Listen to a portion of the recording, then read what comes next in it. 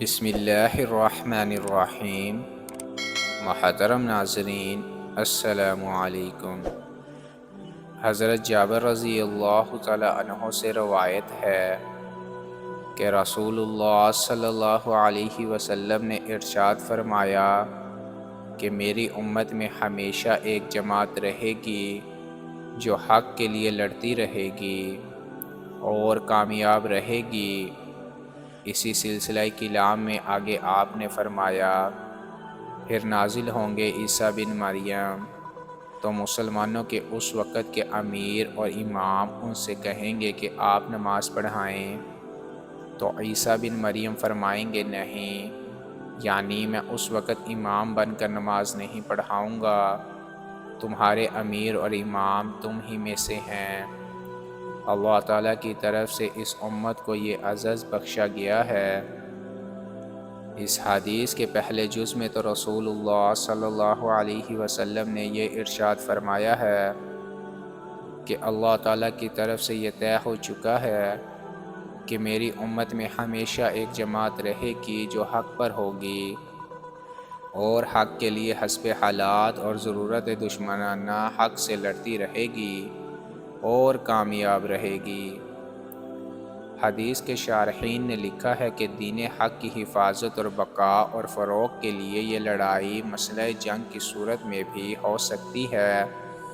اور زمانے قلب اور دلائل اور براہین سے بھی، اور دین حق کی اس طرح حفاظت اور اس کے فروغ کی جد و جہد کرنے والے سب ہی بتوفیق بندے دین حق کے سپاہی اور مجاہد کے سبیل الحق ہیں،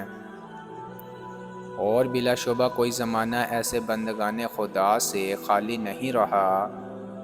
اور قیامت تک یہ سلسلہ اسی طرح قائم رہے گا۔ یہ اللہ تعالیٰ کی طرف سے مقدر ہو چکا ہے۔ حدیث کے دوسرے جز میں رسول اللہ صلی اللہ علیہ وسلم نے بطور پیشن گوئی اور آگاہی یہ اطلاع دی ہے کہ قیامت کے قریب آخری زمانے میں عیسیٰ بن مریم نازل ہوں گے، وہ نماز کا وقت ہوگا، تو اس وقت مسلمانوں کے جو امام اور امیر ہوں گے وہ حضرت عیسیٰ علیہ السلام سے عرض کریں گے کہ آپ تشریف لے آئیں، اب آپ ہی نماز پڑھائیں۔ اس وقت حضرت عیسیٰ علیہ السلام نماز کی امامت کرنے سے انکار کر دیں گے اور فرمائیں گے کہ نماز آپ ہی پڑھاؤ۔ اللہ تعالیٰ کی طرف سے امت محمدیہ کو جو خواص عزت بخشا ہے اس کا تقاضا یہ ہے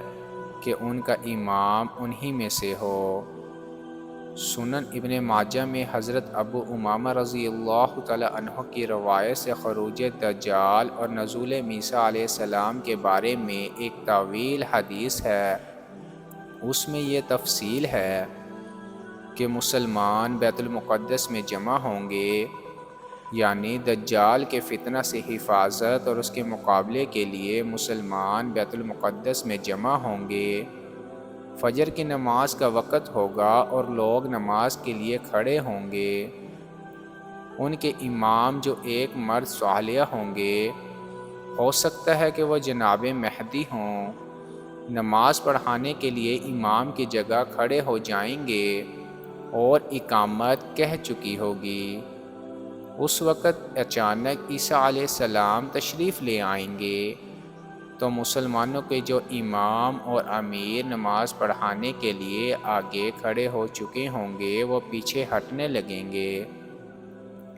حضرت عیسیٰ علیہ السلام سے عرض کریں گے کہ اب آپ نماز پڑھائیے، کیونکہ بہتر یہی ہے کہ جماعت میں جو سب سے افضل ہو وہی امامت کرے اور نماز پڑھائے۔ اور حضرت عیسیٰ علیہ السلام جو اگلے زمانے میں اللہ کے نبی اور رسول تھے، بلا شبہ سب سے افضل ہوں گے، اس لیے اس وقت کے مسلمانوں کے امام امامت کے مصلی سے پیچھے ہٹ کر ان سے درخواست کریں گے کہ اب جب کہ آپ تشریف لے آئے تو نماز آپ ہی پڑھائیں۔ حضرت عیسیٰ علیہ السلام اس وقت نماز پڑھانے سے انکار کر دیں گے اور فرمائیں گے کہ نماز آپ ہی پڑھائیں، کیونکہ آپ کی ابتدا میں نماز پڑھانے کے لیے اس وقت جماعت کھڑی ہوئی ہے اور اقامت کہہ چکی ہے۔ بہرحال حضرت عیسیٰ علیہ السلام کے نزول کے بعد یہ پہلی نماز ہوگی، اور وہ یہ نماز رسول اللہ صلی اللہ علیہ وسلم کے ایک امتی کے مقتدی بن کر ادا کریں گے اور خود امامت سے انکار فرما دیں گے، اور ایسا اس لیے کریں گے کہ ابتدا ہی میں عمل سے بھی یہ بات ظاہر ہو جائے گی کہ اگلے زمانے کے جلیل القدر نبی اور رسول کے ہونے کے باوجود اس وقت وہ امت محمدیہ کے افراد کی طرح شریعت محمدی کی مقتدا ہیں، اور اب دنیا کے خاتمہ تک شریعت محمدی ہی کے دور ہے۔